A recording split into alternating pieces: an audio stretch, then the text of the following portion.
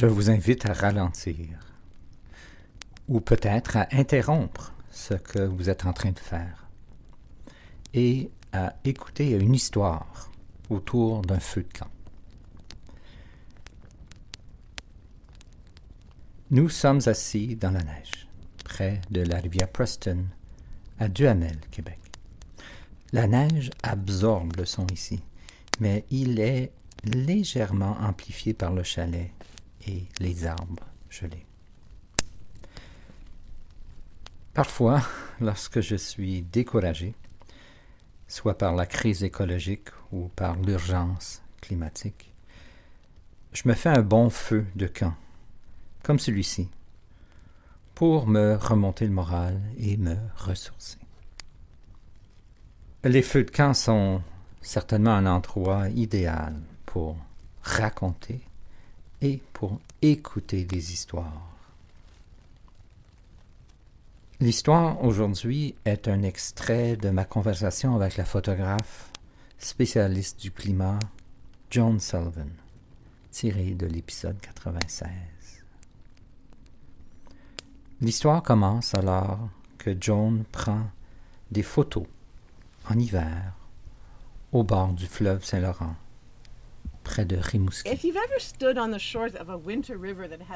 Si vous vous êtes déjà tenu sur les rives d'un fleuve en hiver sur lequel il n'y a pas de glace, c'est plutôt gris, n'est-ce pas? Ce jour-là, il n'était pas gris, mais en général, un fleuve en hiver est juste une sorte de méandre dans un paysage grisâtre. C'est banal. Ce n'est pas spectaculaire. Il m'est venu à l'esprit ce jour-là que la pire chose possible serait qu'il devienne normal de voir une rivière sans glace. Cela devient normal, et ce n'est pas normal. Donc je ne savais pas quoi faire. J'étais toute seule, vous savez.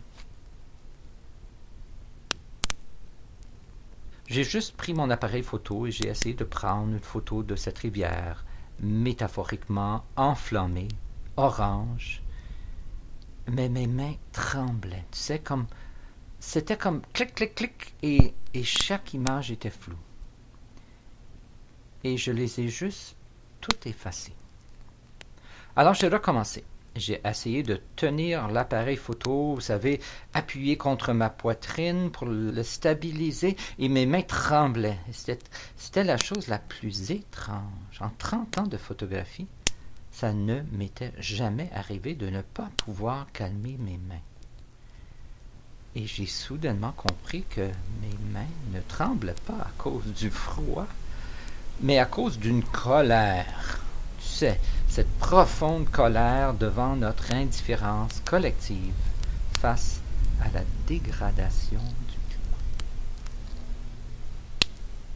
Attendez, nous continuons nos vies comme si, tu sais, et rien de terrible ne se passe.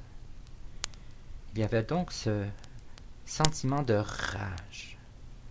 Je veux dire, honnêtement, c'est surprenant de voir à quel point cette rage qui sort de moi est violente.